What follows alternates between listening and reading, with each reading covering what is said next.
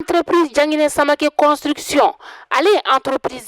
entreprise mini analendo maliendenw ni tungarangew lafiyali kama sojoko la maa min be yen nɔ i ka dugukolo b'i bolo i b'a fɛ k'a jɔ k'a sɔrɔ i ma tɔɔrɔ i ma degun ni k'a sɔrɔ a la i jigi kɛ entreprise DSC Construction ale a bɛ nimisi wasa ni k'a o d'i ma dugukolo b'i bolo a plan bɔcogo o t'i kɔnɔ entreprise Jangine Samake Construction bɛ so plan ni k'a olu bɔ BTP u b'o kɛ o bɛ topographie ni k'a o fɛnɛ kɛ o t'a bannen dɛ maa min bɛ yen nɔ ko so jɔlen bannen b'i bolo luwansew de b'a kɔnɔna la i tɛ fɛ i ni luwansew ka se ɲɔgɔn ma so sarako la o tuma la entreprise Jangine Samake Construction bɛ taa i ka so luwansew minɛ ni ka n'a d'i ma fo i sigiyɔrɔ la ka sɔrɔ i ma gɛlɛya ni ka o sɔrɔ a la aw maa minnu fɛnɛ bɛ yen nɔ aw bɛ fɛ k'aw ka so k'a jɔ ka kɛ villa simple ye k'a kɛ étage duplex ye ka plan ɲɛnamaba bɔ a la entreprise Jangine Samake Construction u nalen don o bɛɛ lajɛlen kama o tuma la sa aw bɛ ka mun de kɔnɔ n'a t'u ka nɛgɛjuru sira ni ka o banba 70 41 27 59 walima 66 23 18 58 u sigiyɔrɔ bɛnnen filɛ Moribabugu k'a gun station Orix yɛrɛ la Coyi entreprise Jangine Samake Construction o tuma la olu ka laɲini tɛ fosi ye ka se ka maaw nimisi wasa sojɔ ɲuman ko la.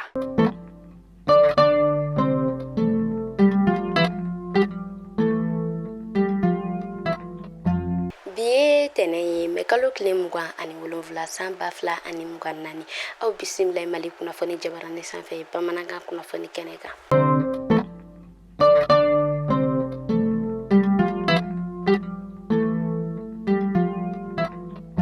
Kunnafoni daminɛna an ma ladɔnniya k'a fɔ sibiridon mɛ kalo tile 25 san 2024 o kun ye don sugantilen don min ni ale bɛ wele ko journée de l'Afrique o hukumu kɔnɔna na fɛn min yɛrɛ ye an ka premier ministre ye Dr Shukela Kukala Mayiga ale ni a ka marabolo maaw olu yɛrɛ kɔni ni u kun da Tour d'Afrique o yɛrɛ kɔni ka taa commémoration ba kɛ u y'a yira k'a fɔ ɲinɛta o yɛrɛ kɔni kun ye a 61nan ye ɲinɛta o sigila babu min kan o de ye AES ale ko ye.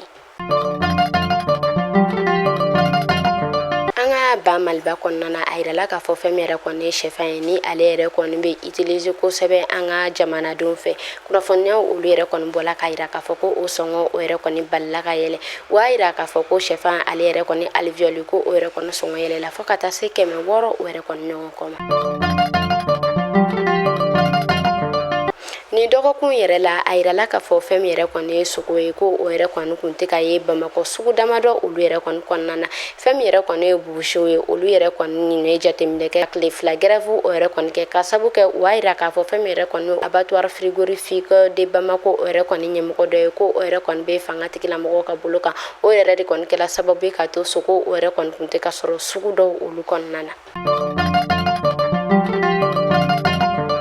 An bɛ taa Muruja kɛrɛnkɛrɛnnenya la Narakaw olu ka marabolo kɔnɔna na kunu kari don mɛ kalo tile 26 san 2024 kɔnɔna na fɛn min yɛrɛ kɔni ye état major général des armées ale yɛrɛ kɔni bɔla ka kunnafoniya di k'a yira k'a fɔ fɛn min yɛrɛ kɔni ye banbagaci jɛkulu dɔ ye ni olu bɛ wele ko Katiba de Masina ko olu yɛrɛ kɔni wulila ka bingani wale ko o yɛrɛ kɔni ta ka an ka kɛlɛkɛcɛw sɛgɛrɛ nɛgɛ kaɲɛ 5 sanga 40 o yɛrɛ kɔni kɔnɔna na kunnafoniyaw olu yɛrɛ kɔni bɔla k'a yira k'a fɔ an ka kɛlɛkɛcɛw olu yɛrɛ kɔni ye dangari kɛ kosɛbɛ ni banbagaci wale tigilamɔgɔ ninnu na ko u yɛrɛ kɔni caman bɔnɛ u ni na o tɛmɛnen kɔfɛ u tilala k'a yira k'a fɔ tuguni ko u yɛrɛ kɔni u ka maramafɛn caman o yɛrɛ kɔni sɔrɔ fɛn min yɛrɛ kɔni ye an ka kɛlɛkɛcɛw ye kunnafoniyaw olu bɔla k'a yira k'a fɔ ko maa 5 ɲɔgɔn kɔ ko olu yɛrɛ kɔni bɔnɛna u ni na ko maa 10 ɲɔgɔn kɔ ko o yɛrɛ kɔni jogila état major général des armées ale yɛrɛ kɔni bɔla ka foli bila ani tasibila kɛ ka ɲɛsin maa minnu bɔnɛna u ni na olu ni u somɔgɔw olu yɛrɛ kɔni yɔrɔ ko halisa ala ka bada nɛma ala ka a di ani alisilamɛsu u ni alisilamɛsu bɛɛ lajɛlen ma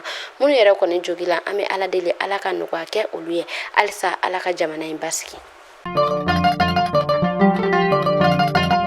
A yirala k'a fɔ Burkina Faso ale yɛrɛ kɔni ye camancɛ fanga ɲɛmɔgɔ ni a bɛ wele ko capitaine Ibrahima Traoré ko olu yɛrɛ kɔni ye bɛnkan sɛbɛn kura o yɛrɛ kɔni sigi bɛnkan sɛbɛn kura min o yɛrɛ kɔni kɔnɔna na ni a yirala k'a fɔ ko san 5 o ɲɔgɔn kɔ bɛna di ale ma ni ale bɛ kɛ u ka jamana ɲɛmɔgɔ ye o y'a yira k'a fɔ ko ale yɛrɛ kɔni tɛna wele tuguni ko président de la transition ko a tɔgɔ kura yɛrɛ kɔni bɛna kɛ président Ji Faso o yɛrɛ kɔni ye ka sabu kɛ o y'a yira k'a fɔ kalo 60 o yɛrɛ kɔni ɲɔgɔn kɔ o yɛrɛ kɔni dila ale ma ni o yɛrɛ kɔni kan ka bɛn san 5 o yɛrɛ kɔni ɲɔgɔn ma ni o kan ka daminɛ ni ala ye jouer kalo tile 2 o yɛrɛ kɔni yirana san 2024 kɔnɔna na. Kunnafoniya olu yɛrɛ kɔni bɔla ka yira k'a fɔ ko fɛn min yɛrɛ kɔni Ibrahim Traoré ko a yɛrɛ kɔni bɔla ka nin bɛnkan sɛbɛn k'a tigɛ nɔ bila o yɛrɛ kɔni k'a la sibiridenw mais kalo tile 25 san 2024 kɔnɔna na. An bɛ taa Senegal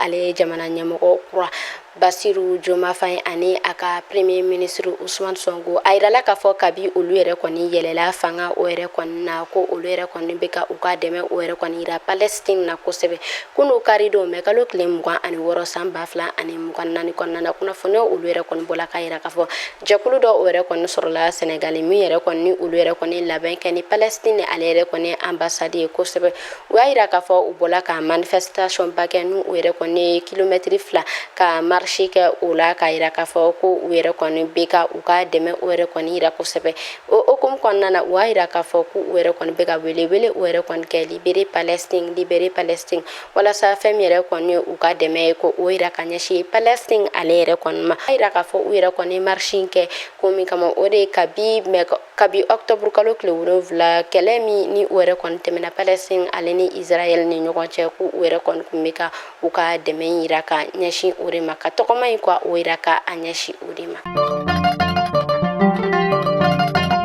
Halisa an bɛ to an ka kɔkan kibaru olu yɛrɛ kɔni kɔnɔna na kɛrɛnkɛrɛnnenya la France kunnafoniya olu yɛrɛ kɔni bɔla k'a yira k'a fɔ ko kasoden dɔ tun bɛ yen nɔ ni ale yɛrɛ kɔni tun ye docteur ye ni ale yɛrɛ kɔni ye France ka kaso laden ko ale yɛrɛ kɔni tola kaso o yɛrɛ kɔni kɔnɔ ko a yɛrɛ faga ka sabu kɛ ko a yɛrɛ kɔni sigala a yɛrɛ la ko ale yɛrɛ kɔni nɔ o yɛrɛ kɔni ye la Tchad ale yɛrɛ kɔni finitigilamɔgɔ dɔ o kɔni ka saya la.